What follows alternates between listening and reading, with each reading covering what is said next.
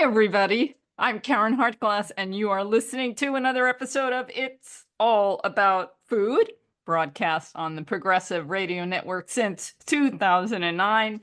Thank you for joining me today.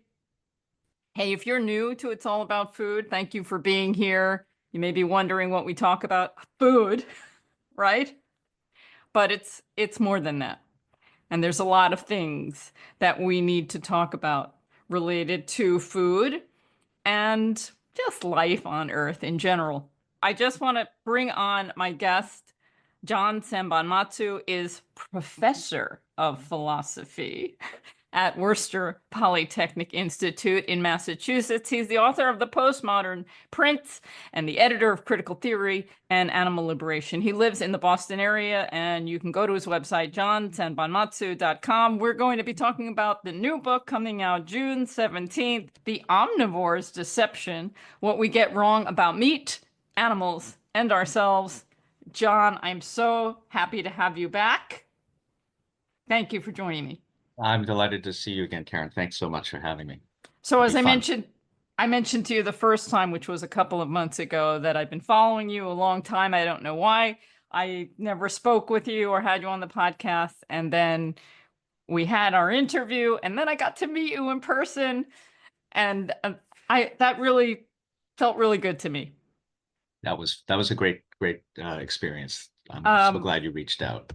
You know, there are a lot of activists and a lot of vegan activists. And I think we all have the same mission at heart, but we go about things in a different way. And as the world becomes more polarized on everything, you know, even in the vegan movement, we have people that disagree about how we should go about things.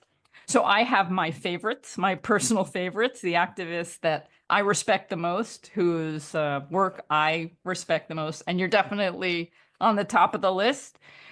It's funny because I know we like to read and hear about the things that we like to read and hear about. Yeah. And although there's a lot of difficult stuff in your book, and we'll get into that, I was nodding my head the whole time. Like, yes, I agree. Yes, I agree. So maybe I'm a little biased that I loved your book because I agree with all of it. And also, I want to talk about this maybe a little later, but you mentioned other activists. And for the most part, you mentioned all the other activists that I really adore. So I'm glad that they all got mentions, and I definitely want to bring up some of their names as we go in conversation. Some of them who are no longer with us, and I want to keep their memory alive. Okay, the omnivore's deception, what we get wrong about meat, animals, and ourselves. Now, it's obvious to me the title, The Omnivore's Deception, is very similar to a very popular book by Michael Pollan, The Omnivore's Dilemma. I have to admit something. Disclaimer. When I have people on this program to talk about their book, I read the book, and I read your book, and I just finished it yesterday. And I took a lot of notes. I have not read The Omnivore's Dilemma. And maybe I should. But there are reasons why I haven't. Because everything I've read about it from what other people say make me not want to read it. So you bring up a lot of books in your book. And I'm assuming you've read some of them, most of them, I'm not quite sure. You've read The Omnivore's Dilemma? I'm afraid I have. Yeah. I put off reading it for years. What happened is that in 2006, when it came out, a friend of mine mentioned it. I think she was going to go to the beach with it, and she was saying, "Oh, you know, it's such a great book." And I grumbled about it. I had not read it, but I had read about it, and I knew that this book would be hugely damaging to animals, to animal advocacy, to the way we think about food and meat and so on. And I said this to my friend, and she said, "Oh," she was very confused. She said, "Oh, I think he's an ally." And the truth is, that this is how the reading public received Pollan's book. Oh, well, he cares about animals, and this is a way that we can think about food and animals in the food system, and have our, as I put it in my book, have our meat and our conscience too. And of course, it turned out I was right that that book was and continues to be incredibly damaging to animal justice. And so it took me years before I could screw up the courage to read it because I knew that I would hate it. And more than that, I knew it would make me feel powerless and helpless because, there's that famous saying that a lie will travel halfway around the world while the truth is still pulling on its trousers. And so when I did read the book, what surprised me about it was how much of that book is an attack on animal rights, and how much of Hmm. that book is about him trashing animal ethics, killing animals with his own bare hands so that he could write about it in his book. So there's a kind of sadism in there and a kind of intellectual dishonesty in there. So it was very upsetting to me. Now, Pollan, just to be clear, Pollan didn't invent the idea of humane meat and so forth. That stuff was already gaining hold in the culture, but it would really be hard for me to exaggerate the importance of that book, the influence of that book in consolidating this new common sense in America about food and animals. This book continues to educate new generations of Americans. It's part of the state mandated curriculum Oh, across the wow. country at the middle school level, I at the didn't know high that. school level. Yes, it's taught in I believe it's taught in more disciplines, different disciplines in the United States than any book published. Everything from literature to environmental studies to food policy to philosophy to it's unbelievable. And it's also taught at the graduate level. You'll find it in PhD programs. I mean, and Pollan, of course, he's never criticized in the media ever, ever. Hmm. He's like a secular saint. He's the one go-to guy that people interview about food and animals. And I just was on masterclass.com, which is a wonderful way to see the top people in their fields talk about lead classes. For example, Joyce Carol Oates leading a class on teaching, or Hmm. Serena Williams leading a class on how to play tennis. Well, there's Michael Pollan talking about food. So he's the food guy. So just to be clear, this book is not solely about Pollan, but I do give about 3 chapters over to refuting and exposing his bad arguments in Omnivore's dilemma. Well, So I have yes, nothing against Michael Pollan, but what I'm against is the work that he's done and the damage he's sure. done to our culture. Yes, yes. And in my world, I would have your book, The Omnivore's Deception, taught alongside The Omnivore's Dilemma, and people could have that conversation. Yes, we'll see. We'll see if that happens. Because I don't have a major press. He's got Penguin, I think. Penguin has a whole curriculum for young people. He's written like a special book for students, and it's a Yeah, whole franchise. Whole yeah. franchise. He's very well connected. Yes. Taking a breath, taking a breath, And taking I a have breath. no professional envy whatsoever. I'm Now, not that kind. 2006, when this book came out, a lot of things happened. We had the Food and Agriculture's organizations, That's right. Livestock's Long Shadow. So it was a really big turning point in the world with its view on animal agriculture. So we had some scientific based information that came out and said, hey, everybody, maybe animal agriculture is not so great for the environment and global warming because of all the greenhouses that are being emitted. And as soon as that report came out, as I discussed a couple of weeks ago with Will Potter and his new book, Little Red Barns, how much the lobbyists came out and the industry, the animal industry came out against that report and started to put tons of money into changing that narrative.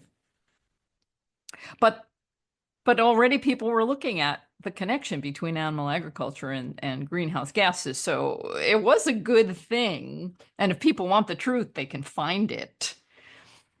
And then Michael Pollan comes out and says, okay. We don't like animal agriculture. I mean, he kind of is shown as someone who's against factory farming, right? Well, that's the thing. I mean, the animal advocacy movement can pat itself on the back for having given factory farming a bad name. Okay. At least, many people have heard of it and they think it's vaguely they're against it, even though they continue to participate in it. But Pollen and he's just one of other people, right? Even though he's the main one, but they were able to give license to consumers to continue eating meat because in the back of the consumer's mind is this idea that, oh, well, I'm against industrialized animal agriculture, but I don't have a choice and I got my kids and it's McDonald's, so I'll eat that. But in my heart of hearts, I would eat Joel Salatin's, broilers or whatever. Um, We'll get there. yeah, yeah, okay. Joel's So, next. right, okay. Anyway. Well, what I hear all the time are comments from people who say, "Oh, I don't like what they do to animals, and I support humane agriculture. I support the humane treatment of animals before they're slaughtered against their will." They don't include that, of course. But there's this hypocrisy, and you talk about hypocrisy. I'm really, I don't know, humanity and hypocrisy. They go hand in hand. We're really good at hypocrisy. Denial is not just a river in Egypt. And we want to believe that, yes, we support the kind treatment of animals and we're going to buy grass-fed meat. But in reality, people don't. They just don't. They say they do. They go to restaurants. They don't. They see a sale. They don't. They're fooling themselves. Okay, let's move to Joel Salatin. Now, here's someone else who also did a lot of harm to the narrative about animal agriculture, making it sound like if you do it my way, we're not going to harm the environment. There was a problem with that? No? Joel Salatin, you talk a little bit about him. Yeah. Well, Saladin, was already kind of semi-famous, or at least was well known in certain circles, and he was a darling of the media already. But Pollen really massaged him into an icon, national icon. And there are chapters in that book of the Omnivore's Dilemma where he talks about Salatin's polyphase farms. And Salatin, the way Pollen represents Salatin as this kind of secular saint who has figured out a way to keep all the elements of nature in karmic harmony, and he's got his chickens and his pigs and his cows um, and Salatin, for the viewers who don't know him, is a evangelical Christian right-wing guy. And it's interesting because Pollen himself is on the liberal side of the spectrum. And his readers were overwhelmingly liberal urban types. But here was a way to for his readers to feel like they were participating in this sustainable, just by reading the book, this kind of celebration of the earth and living in harmony with animals. That's the kind of sick thing about this is, right, it's Joel Salatin is presented as kind of living in a true or authentic relation with animals. These are the animals, of course, that he kills in the thousands every year. And there's just so much mystification that goes on in Salatin's work. He publishes, books. He's interviewed all over the press. Um, and in fact, he has this very reactionary view, animals were put here by God for us to dominate and use and kill.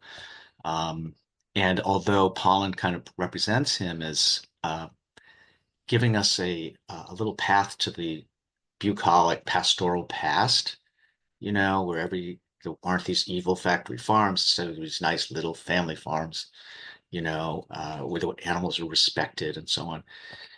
it's just such a load of hooey. I mean, Soliton uses, high technology on his farm, whether the scalding tank kept at a specific temperature or, electric paddocks. And he's got the chickens, which are supposedly, I don't know how he talks about it. So I don't want to get sued for libel. I don't know if he talks about the chickens as free range, but basically he puts these chickens in a device that so they're confined, and this device moves across the fields so they can forage or whatever. But so there's all this technology that's involved, not to mention internet marketing and people travel hundreds of miles. This is the other irony, Karen, is that people travel hundreds of miles to polyface farms for their cut of meat, whatever. And but Pollan's book, Omnivore's Dilemma, his work, Joel Salatin's work, is often lionized by the locavore crowd. Locavorism is the idea that the solution to the problems of animal agriculture is simply to buy local products. But what people forget is, these so-called local products are often shipped around the country, not from Salatin's farm necessarily, but other farms. And people drive, Pollan talks about this, people drive hundreds of miles to get their special meat at Salton's farms. Now, I don't need not tell you, Karen, this is not ecologically sustainable. It is completely not. And anytime you graze animals, you're talking about enormous amounts of land, resources, and which means deforestation and da da da. So, but the thing is, such a wonderful writer. I envy the guy. He's really a great writer, and he's smart. So he kind of, the way I think of it is he kind of created cast this spell, and Soliton was part of the main part of the narrative because you want to live out on Joel Salatin's farm and you want to eat his meat. And um, so what's being papered over, of course, is the fact that we don't need to do any of this. We don't need to enact any of this violence on these animals. The last thing I'll say about Salatin and Pollan in this respect is that Pollan makes a big deal about grass. Grass becomes this dharma where everything is grass and we are grass. See, because the cows eat the grass and then we eat the cows. So it's this beautiful cycle of life and namaste.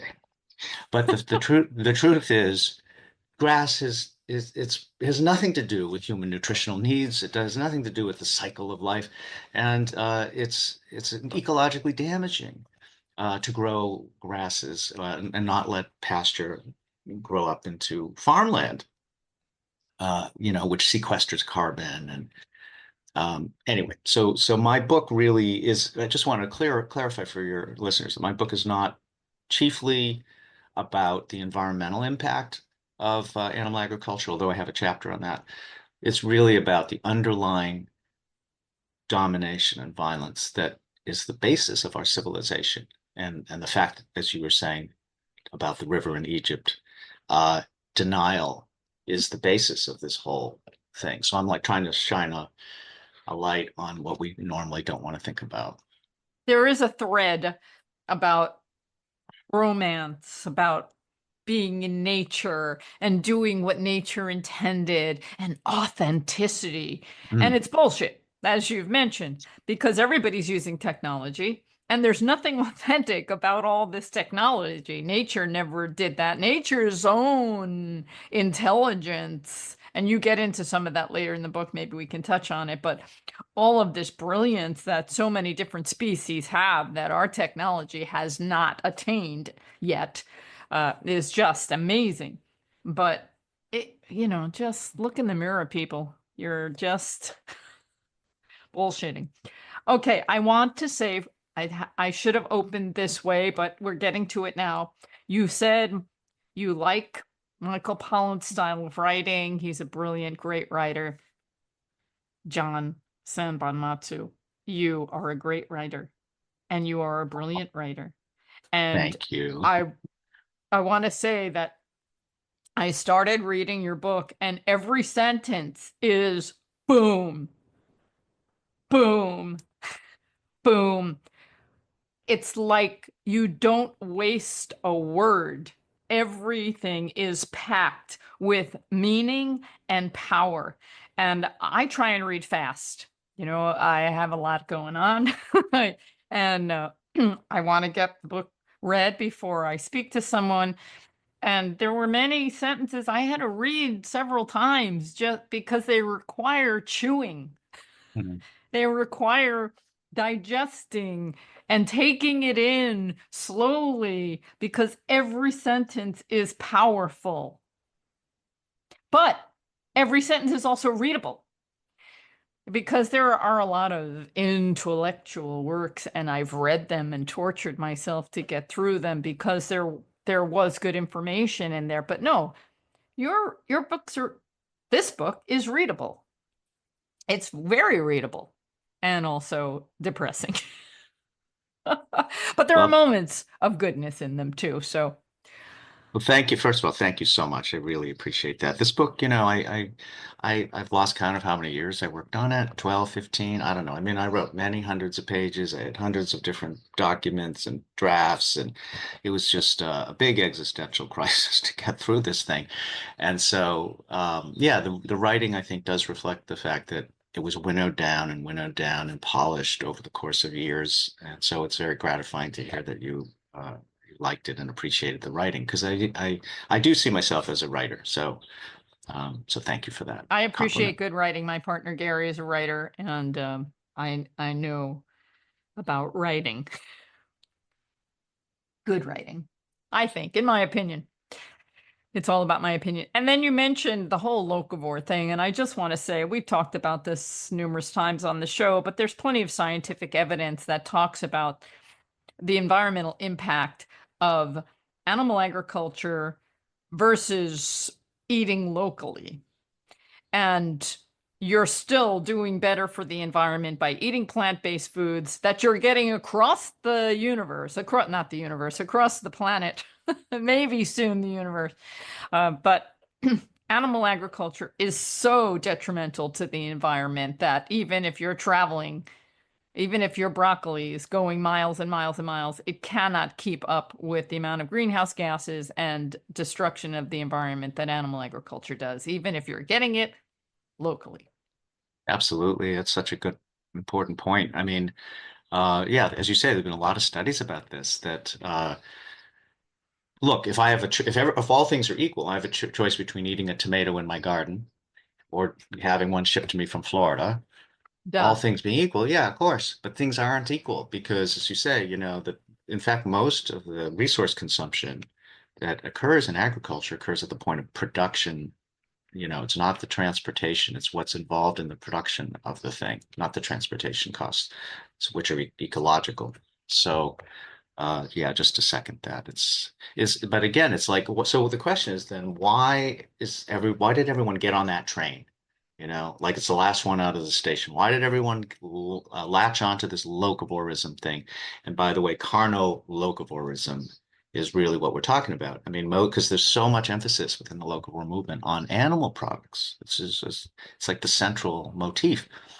And what I argued in the book is, look, it's not an accident. It's because the meat industry was looking for a way to recover the lost narrative, the romance as you describe it, and as I describe it in the book, the romance of meat and animals, and so there were these huge industrial, you know, economic pressures for that, and then there was the consumer side, which is, as you say, hypocrisy and what I call self-deception. The omnivore's deception really is not merely critics who are defending ethical, quote, ethical meat, but the consumers who want to deceive themselves about it. I have to say that every line, every sentence, every chapter was boom, boom, boom. Everything is so powerful. What I think what got to me personally the most was the chapter Murder, She Wrote. Mm, The chapter on women.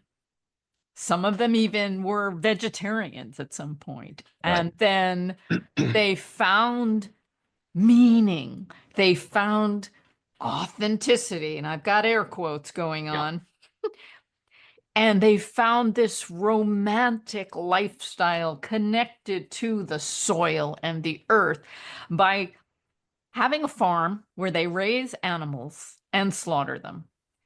And you have numerous examples from different books, which I have not read, of different women that have chose this path. Now, there was a time, I've been doing this podcast since 2009, and publishers would just send me books in the mail. Fortunately, now they don't do that as much. They'll send me an email and include a PDF or ask me if I want the book. And I really prefer that, because I used to get these books from women who had started these farms, and I couldn't read them, and I didn't want those words on paper in my apartment.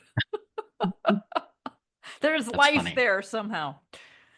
But very upsetting and very sadistic. And women are not supposed to be like that. You know, we like to say that it's more the masculine thing, not the feminine thing.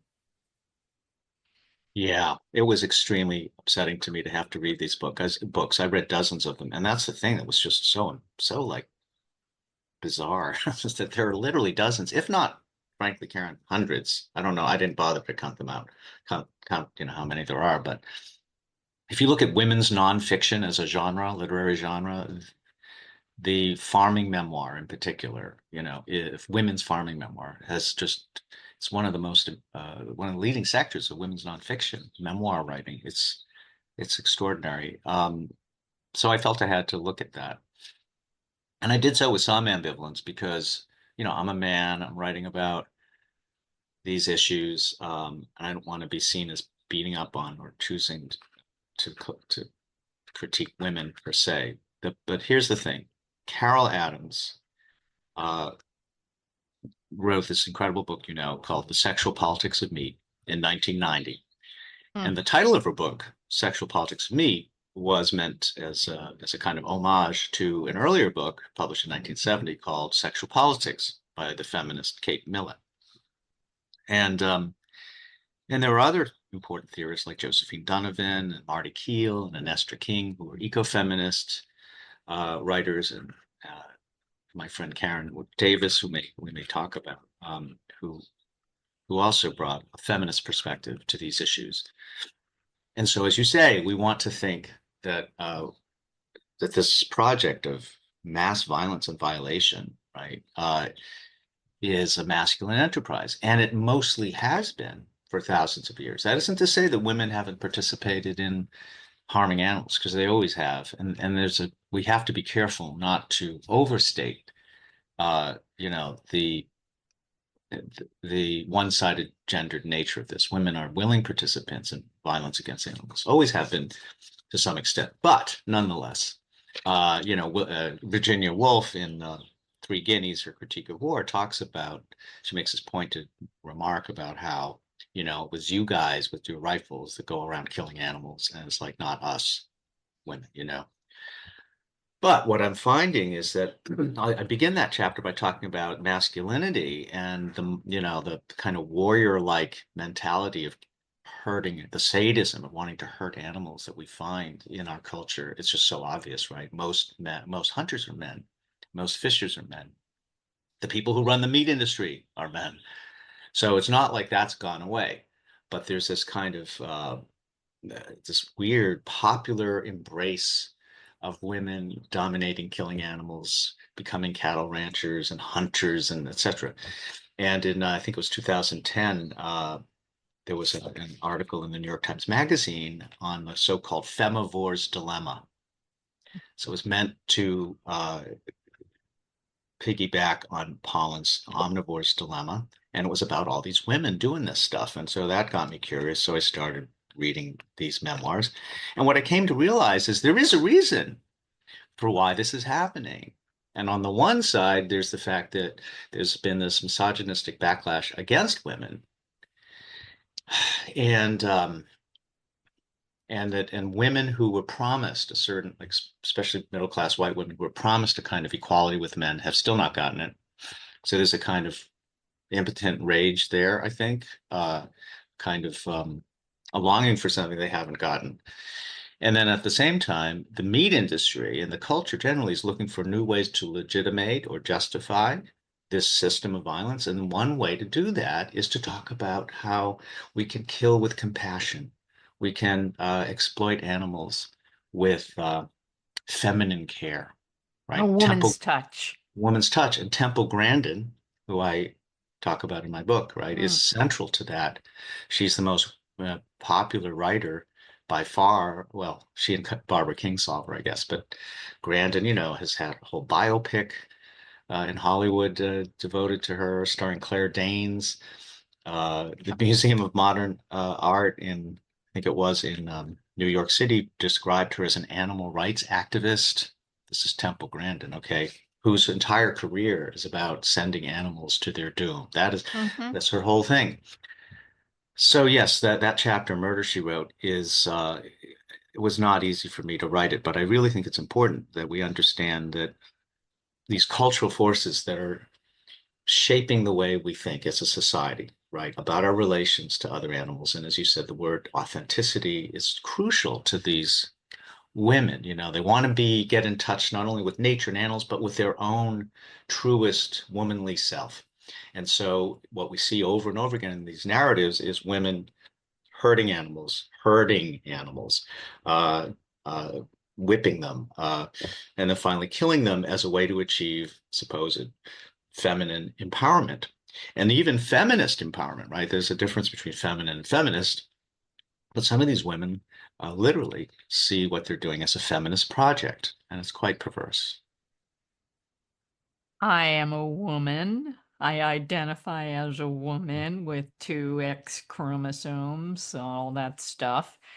Um, I have recognized misogyny from a very early age. I was raised Jewish. I am not religious, but when I was a young girl and I saw the boys going to Hebrew school to get bar mitzvahed, I was questioning, wait a minute, why can't I go? And I demanded to go. And I went and had a bat mitzvah. And it was interesting learning about all of it because it made me realize how ridiculous all of it is.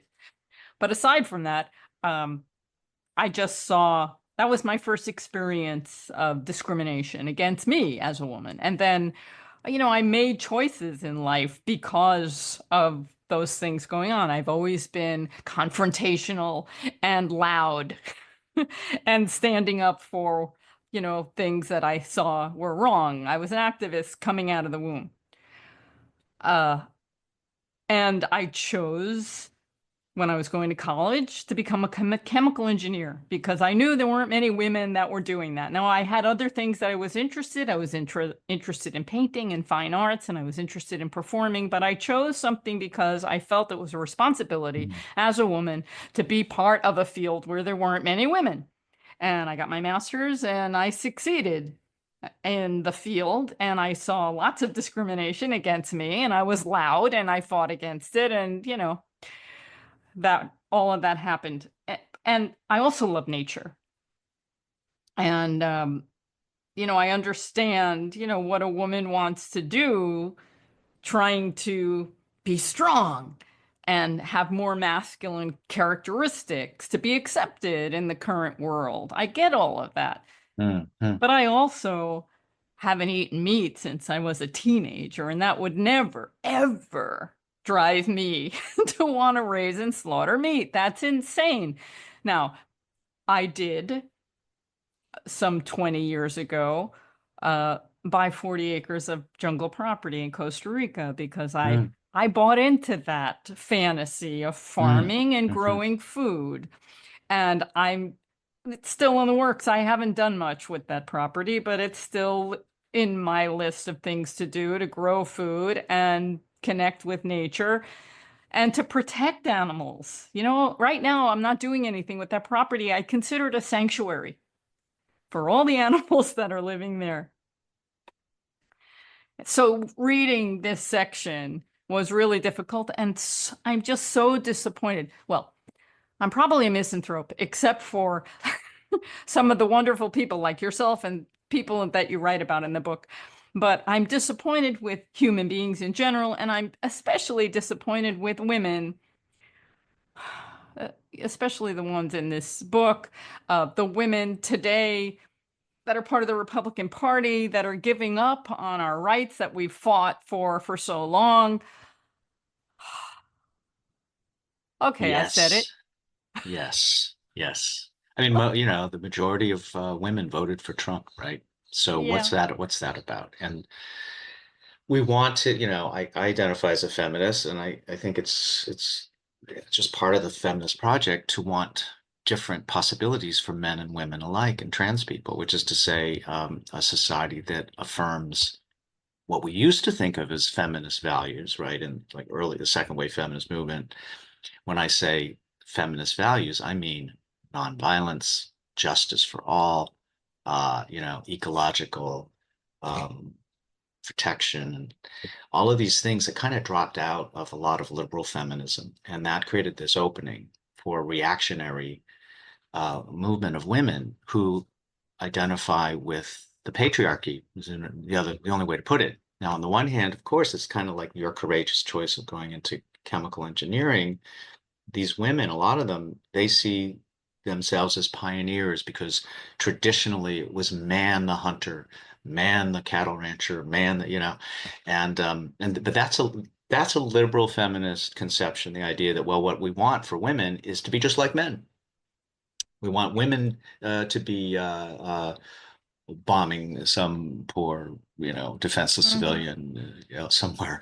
Um, but, the more radical or more left feminist position has been, wait a minute, we can do better than that, right? Hmm. And it isn't progress for women to just take up the gun, say, or take, and there are these women, as you know, in that chapter I talk about, who just fetishize weapons. I mean, and knives and guns, and in a certain sense, whether they know it or not, I really feel like they're trying to gain acceptance from men.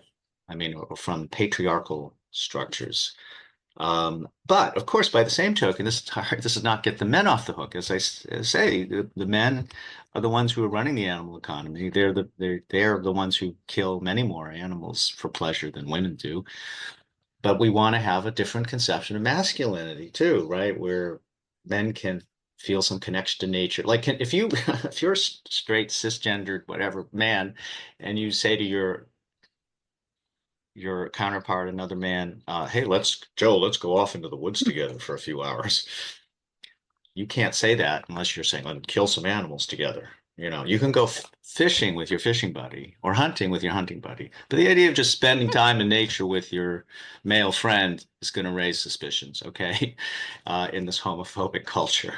You've got to be, and by the way, just as an aside, if you watch the film Brokeback Mountain, Uh-huh. which is a wonderful film about two gay men who Right. happen to be cowboys.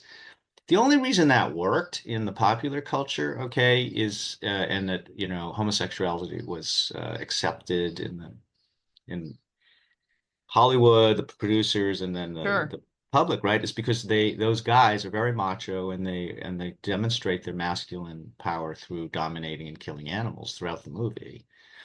If this had been Brokeback Hairdresser or whatever, and you had two gay hairdressers, this would not have had the same, straight men in particular wouldn't have felt comfortable going to see such a movie, I think. So masculinity is very much tied up in our culture traditionally with dominating other animals, and distancing men from feelings of compassion and empathy.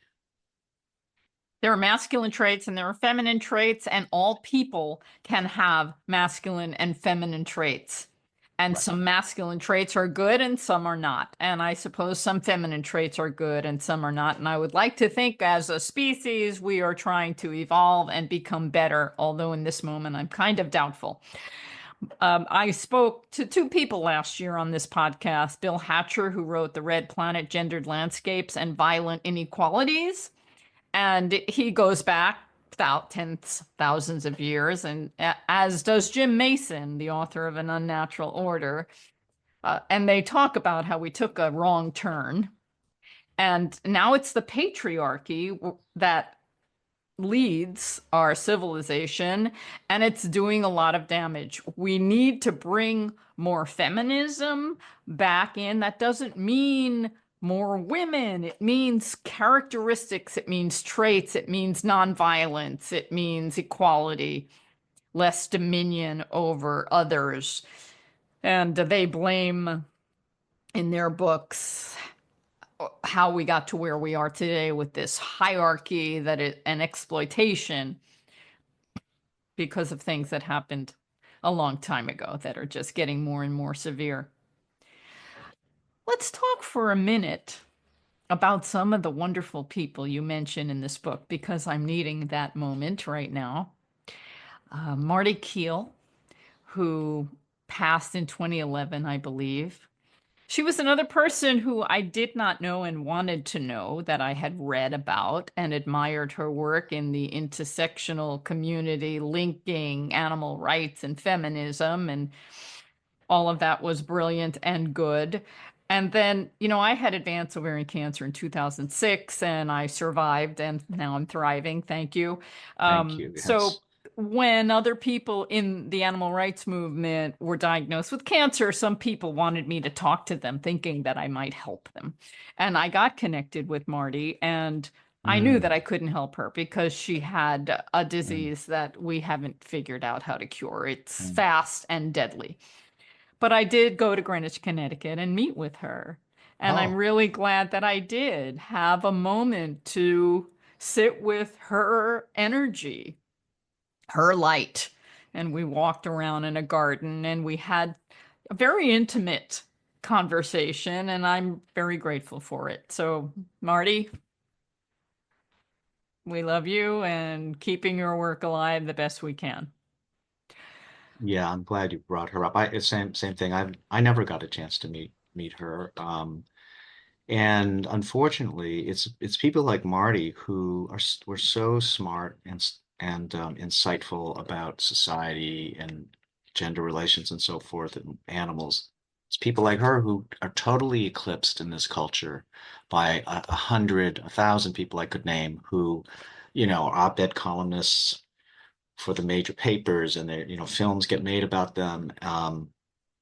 Yeah, it's just so discouraging. So I'm glad that you're highlighting her work because many people have never heard of her. Marty Mhm. Keel, Kheel. And then another one, of course, is Karen Davis. I knew her. She was on this program. I had the opportunity to have numerous meals with her when she would come to New York.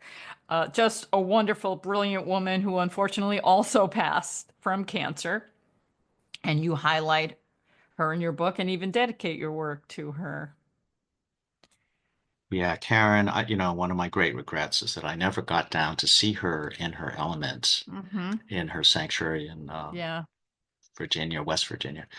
Um, but yeah, I knew Karen over the years, she was just the most remarkable person. And the thing that was so striking about her, you and I have met many activists and over the years. I've never known anybody in any field of advocacy work or justice work who, of any, whether it's for peace or racial equality, whatever, who was as fierce about her project uh, or as committed to the work. I mean, she was just amazing, real force of nature.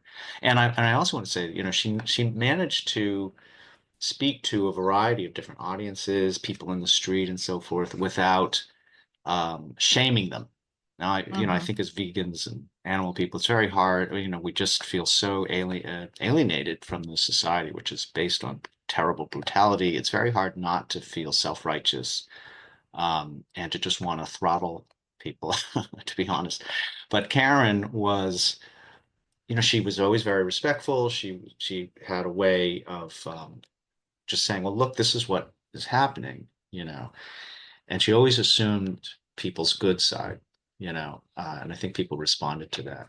But that said, she was never apologetic about her activism or about her views. She openly compared what we do to animals to genocide. That was an important part of her work. She wrote a book called The Handmaid's Tale, right, which Hmm. is partly about that theme. And the totalitarian nature of what we do to animals. So, yeah, it was personally a big blow that she died so Hmm. prematurely. And to be honest, not just like a blow to me as a friend of hers, but just as someone in a movement that's struggling still to gain its footing and to be taken seriously. Karen was one of our leading lights. She really was. I have no idea if there's any validity to this, but I have a theory that some activists take in all of this evil into their bodies and it comes out as a disease. And we're seeing many activists falling to cancer these days. And I'm one of the lucky ones, but I really think that we have to be so careful in taking care of ourselves while we do this work because it is so difficult and it is so emotional.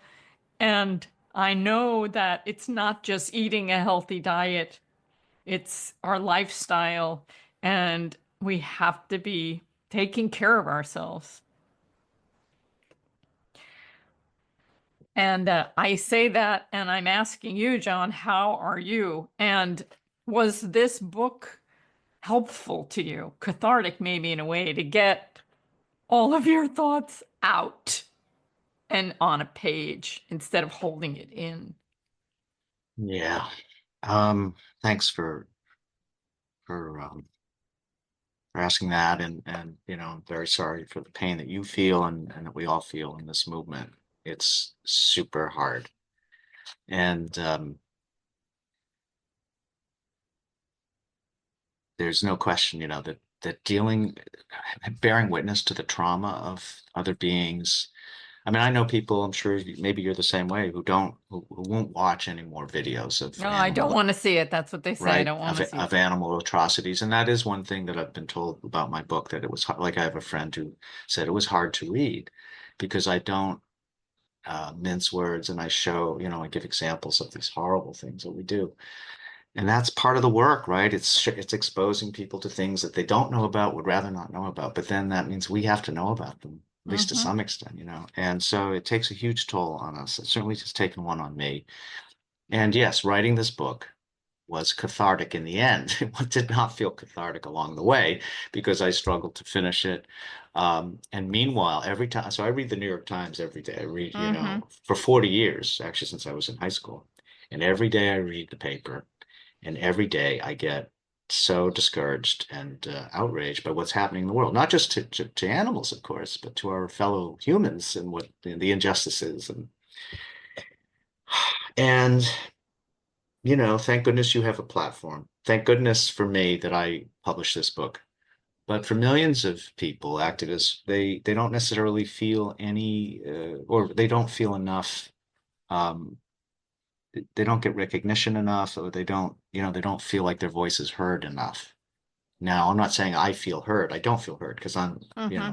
just written this book. I don't know if anyone's going to read it, but nonetheless, uh, the Greek myth of Cassandra, of course, right? Who was fated to, she had this gift of prophecy, but it came with this little caveat that no one would believe anything she said, right?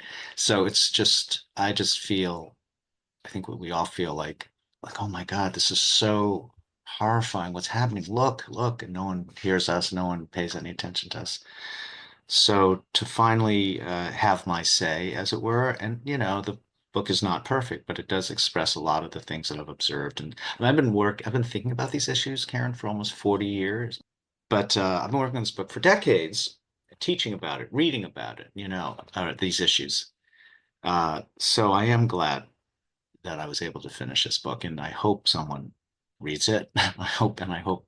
I Uh, read it. Thank you, and I hope someone who's not already part of the movement reads it, because obviously that's Hmm. who it's written for. Is the conflict, what I call the conflicted omnivore, which is a lot of people who actually are compassionate people and good people in most other, or other domains of their lives, but they just can't confront this last justice issue, right? What we do to animals. I wanted to say regarding Karen Davis, whenever I would speak with her, I would always ask her for stories that she had about birds. And she Mm, had so many lovely stories showing the intelligence and compassionate in birds, mostly chickens, but other birds. And you also have one in your book. yes. My eyes got moist when I read it. I don't know if you want to share it or just say, read the book and find out this story. Well, how about I suppose I could read that passage Yeah. because I got an advance copy of my book. Oh, beautiful. Yeah, so I'm very excited. It won't be released officially till next month. Here it is.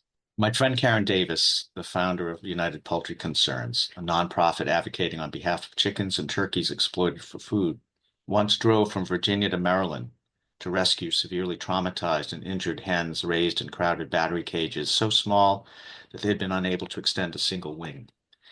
After retrieving the birds who were exhibiting shock, Karen didn't have the heart to put them in crates for the return journey, so she let them sit together on the back seat instead.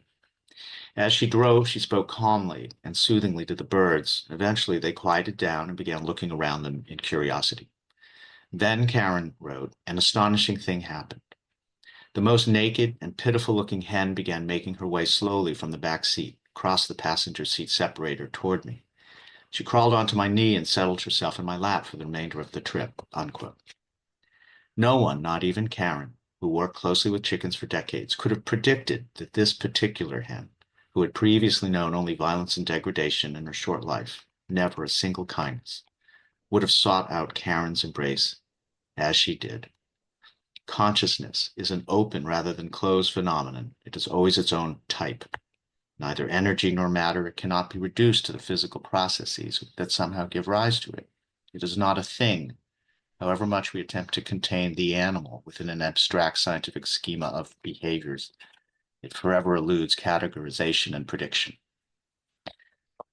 So when I read that, I was deeply moved Mhm. when I read about that story from Karen. And the point in this chapter, which is about cognitive ecology and animal consciousness, is to show that animals are not simply stereotypical automatons. We think of, especially there's a prejudice, as you know, and Karen knew, I talked a lot about prejudice towards birds. As you know, we talk about bird brained and so forth. And in fact, birds who were on this planet millions of years before mammals and are the direct descendants of dinosaurs, uh, their brains are just organized differently, and and they're just as complex. They have just as many feelings, almost certainly, as mammals do. So I learned so much from Karen and from her experiences too. There's a section where you talk about many different species and how much smarter they are in different areas than we are, because that's where their needs are, I assume. And in the introduction, you say chimpanzees outperform college professors on short-term memory tests. How did you feel about that as a professor? I forget.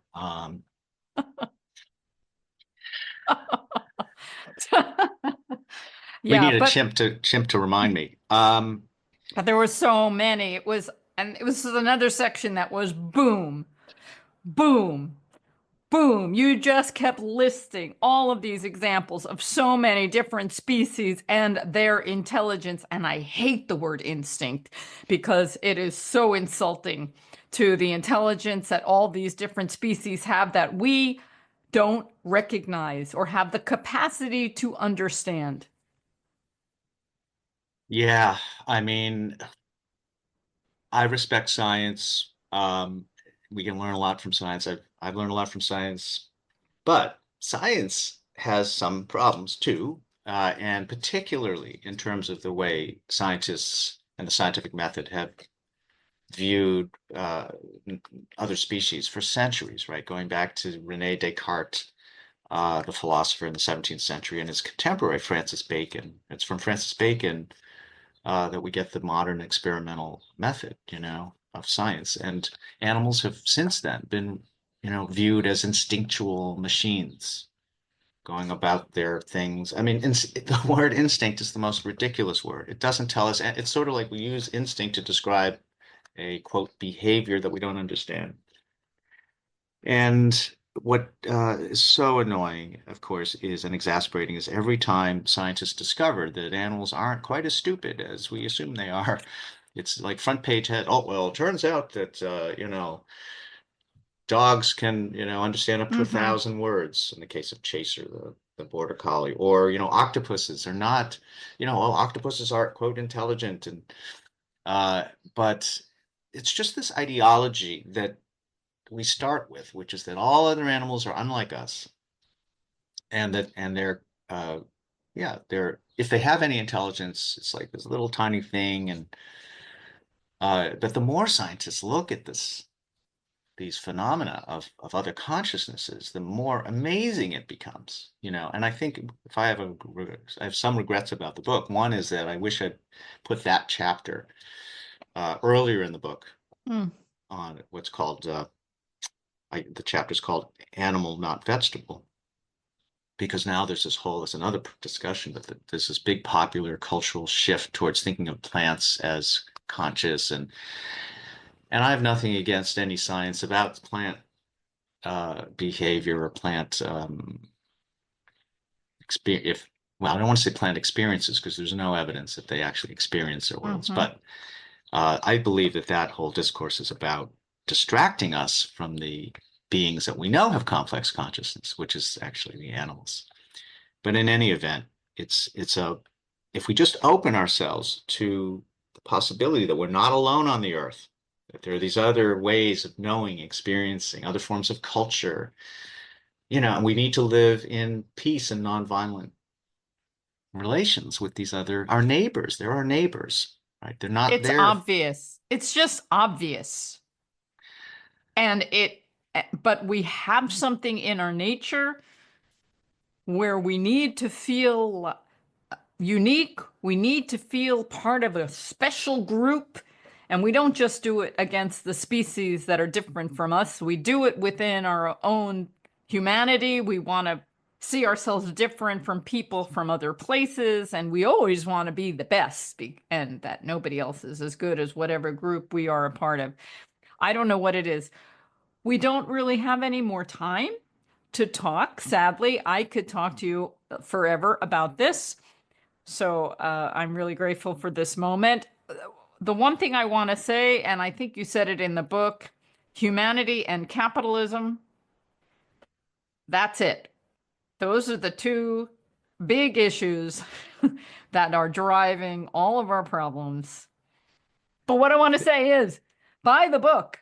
Buy the book, The Omnivore's Deception, What We Get Wrong About Meat, Animals, and Ourselves by John Sanbonmatsu. Buy the book. Thank you so much, Karen. So, as always, a delight speaking with you. Okay, thank you for joining me, everybody.